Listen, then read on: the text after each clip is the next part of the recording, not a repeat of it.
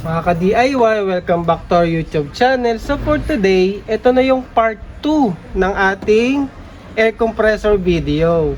So siya nga pala, yung kinabit natin na Ronix, ilan na ba siya? 4 days, working pa naman siya mga ka-DIY. Hindi pa nagkakaproblema yung ating car wash o foam machine sa kay Ronix. So pwede pa. Pero ito, ipapakita ko pala mga ka-DIY, nagawa ko na siya. Pero bubuksan ko tsaka ipapakita ko kung ano yung ginawa ko. Pero testingin ko muna para makita nyo na working na siya mga ka-DIY. So lagyan ko muna ng supply. Gamitin ko yung car jump starter. Kasi hindi ko nabalik sa kotse, nandito sa bahay eh. So supply natin, positive at tsaka negative. Hello, Kid DIY, subscribe! Ayan na, subscribe daw kayo. Sabi ni Kid DIY, konti na lang, 100,000. So i-on ko mga ka-DIY.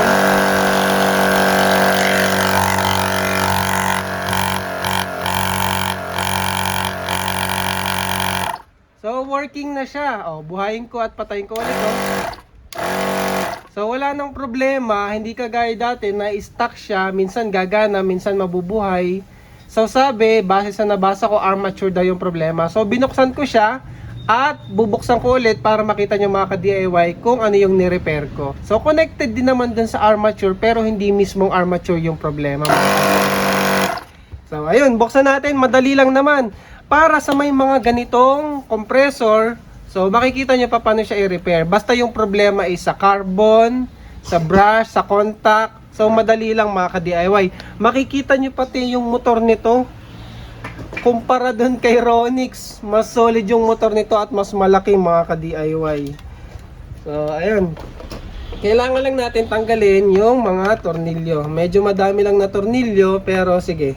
I-fast forward na lang natin para mabilis lang mga ka-DIY.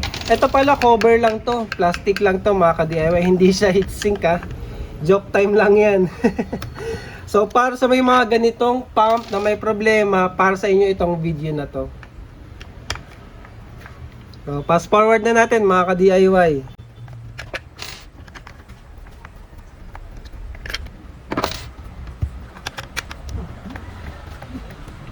Yung spring na sabi sa'yo.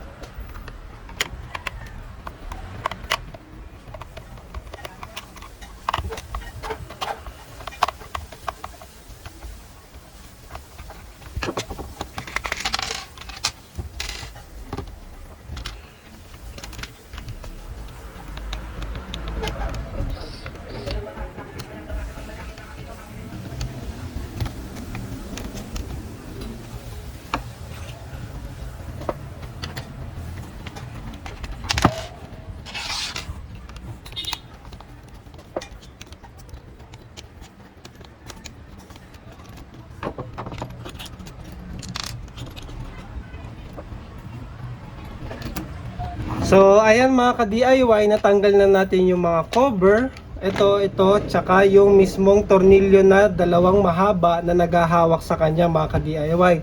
So ito pala, legit siya na dual piston. Ito yung isa, ito yung pangalawa. So goods na goods yan kay Inco.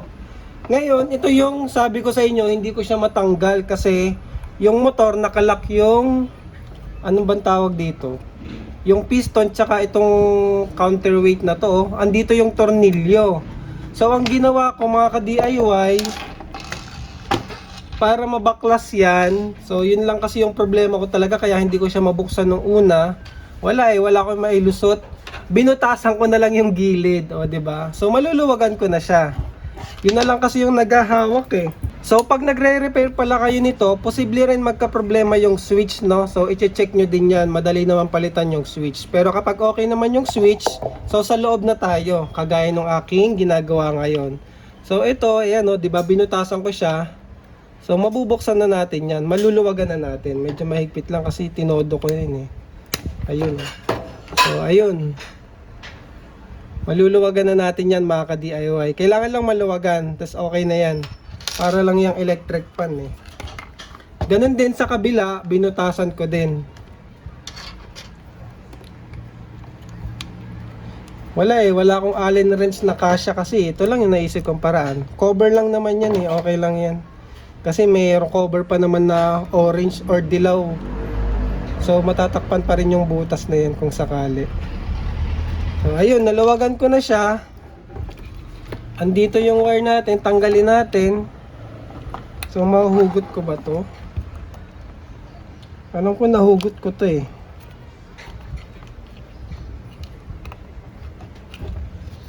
Luwagan ko muna.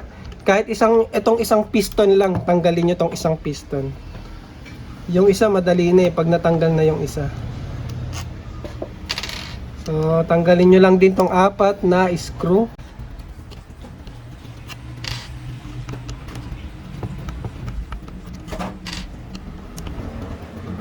So, sa pagbubuo, gawin nyo lang yung in reverse yung ginawa natin mga ka-DIY. So, madali lang naman eh. Puro Phillips screw lang naman yan. So, ayun. Matatanggal na natin to.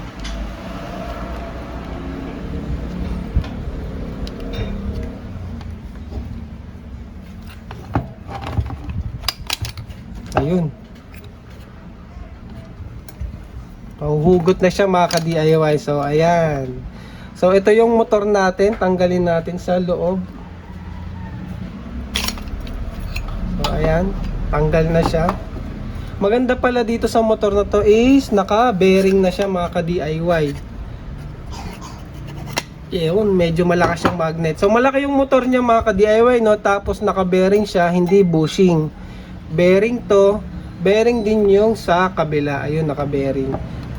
Ayan, narinig nyo. Ito yung case niya na metal. So, goods. Yung armature niya, ito na yon.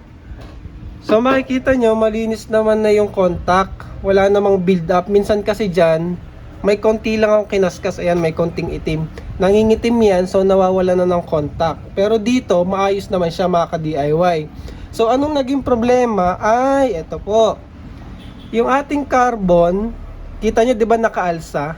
Nung binuksan ko 'yan, yung isa niyan nakalubog lang. Nakalubog lang yung isa niyan. Ngayon nakaalsa siya, which is dapat ganyan para kumonek siya dito sa ating armature. Ngayon, ang nangyari, lumambot yung spring mga ka-DIY. Itong spring na to sa loob. Ito, yan. May spring kasi na nagtutulak dito sa ating carbon.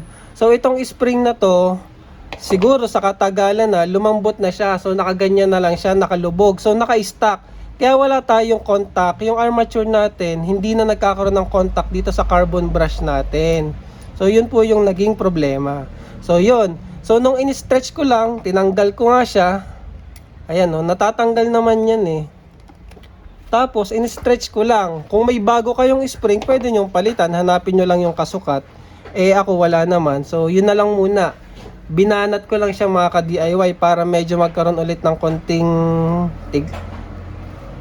mas springy ulit siya mga ka-DIY o springy. Ayun o, naka-bearing din dito no. So goods kasi naka-bearing, hindi naka-bushing. So ayun lang po yung problema dito. Nung nagawa ko yon, ayun nga, pinakita ko sa start ng video, working na siya mga ka-DIY. Pero kung halimbawa, nakita nyo, pagbukas nyo, pudpud na to, pwede nyong palitan itong carbon brush na to, may nabibili niyan mga ka-DIY. Nakahinang lang naman yan dito eh. So pwede nyo itong palitan, yung spring pwedeng palitan or banatin, at saka ito pwede nyong linisin mga ka-DIY. So ayun, so goods pa tong si Inco. Tingin ko magtatagal pa to. Kung sakaling magka-problema ulit at talagang lumulubog, hindi na bumabalik yung spring, eh bibili na lang ako or maghahanap ako ng ibang spring mga ka-DIY. So, ayun. Yun lang para sa video na to. Quick video lang. Shinare ko lang paano yung ginawa kong repair dito kay Inco na tire compressor. So, ayun mga ka-DIY. Thank you for watching.